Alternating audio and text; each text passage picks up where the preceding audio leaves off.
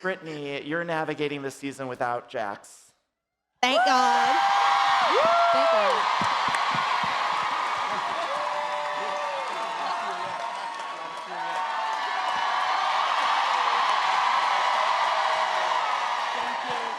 I hope when this airs on Peacock, they can bleep that word, Jax. How was it this season, and do you feel like you've gotten your sparkle back? Definitely getting my sparkle back. I think it's come back a lot. You know, it was nice to have a break and just be able to focus on me and my son. So it was a great experience. Well, I think one of the critiques of last season was that things got pretty dark and heavy on the show. In the upcoming season, are we feeling a little lighter? Is there some... Oh, yeah, much lighter. A lot more fun is had. A lot more funny moments this season. So I'm excited for that. And are you dating? I am single. So introduce me. Wait, what happened with that guy? Weren't you dating someone named Brandon or something? Lord. Let's not talk about him. Yeah, no, it was like a short-lived thing. It got more popular on the internet like much quicker than it should have. So I would not have went public with that. Was he with his wife at the time? Separated, just like me. Okay. Not married. I'm not a homewrecker. I like that. And what was it like navigating single life? How's that going? I love being single. What kind of guy are you looking for? Tall, dark, and handsome. I'm just excited. Somebody who's a family man, somebody who eventually would love Cruz. You know, he's my priority, so. Would you date another Bravo celebrity? I don't know. I don't have anybody in my radar right now. I'm sure Captain Jason's running around here. Ooh! Hey, Captain. I love your hair, by the way. Thank you. I know from Love Island you did wear a darker wig, and is that what made you decide to dye it? Because people loved it. It was something, the wig definitely made me feel like, okay, if I did this for real, I might actually like it. Because I've thought about it for a long time, but you never know until you actually do it. It's so good. I think you you. did a TikTok or somebody did. You're like, I don't know. I'm like, I was saying, do it, do it.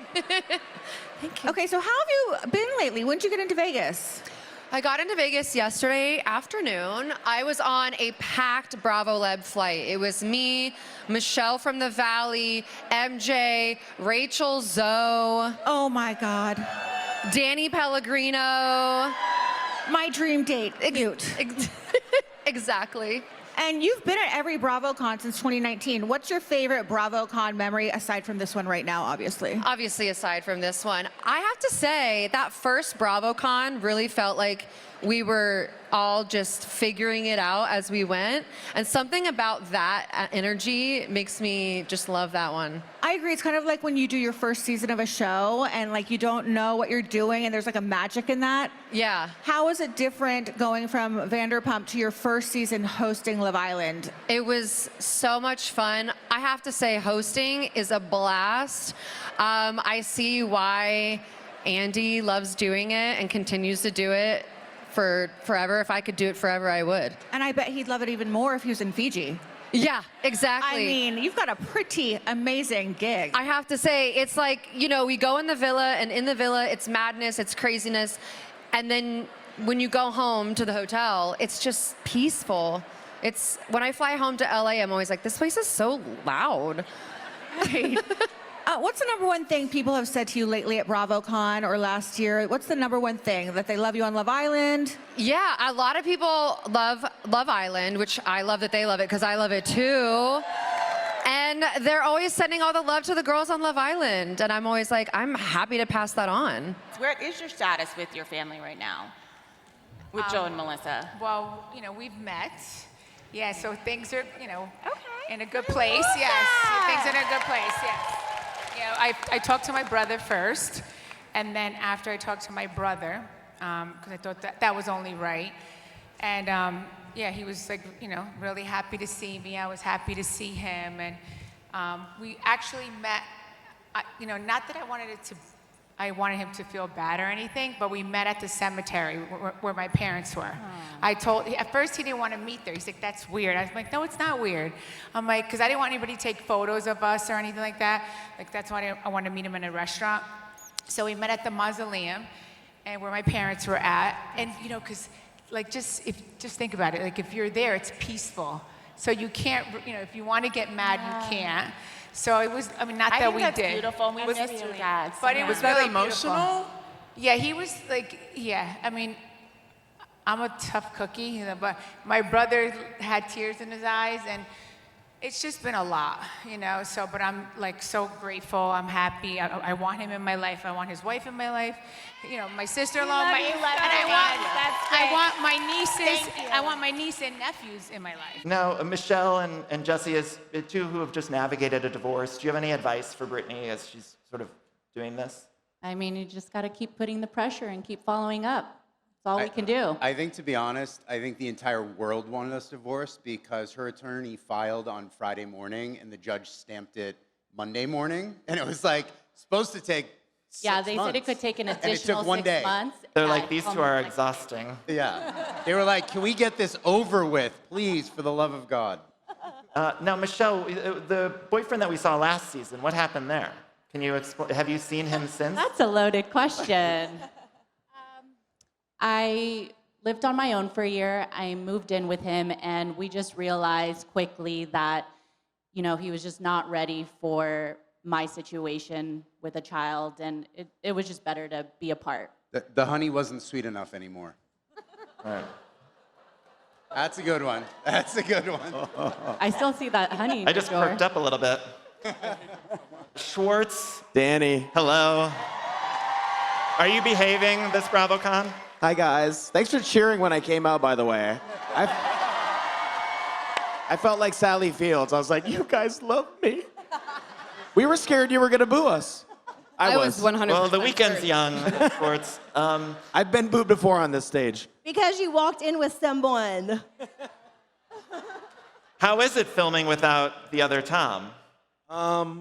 It's been nice because that's not a dig at Tom, but it's nice to establish my own identity. You know what I mean? I'm not a sidekick.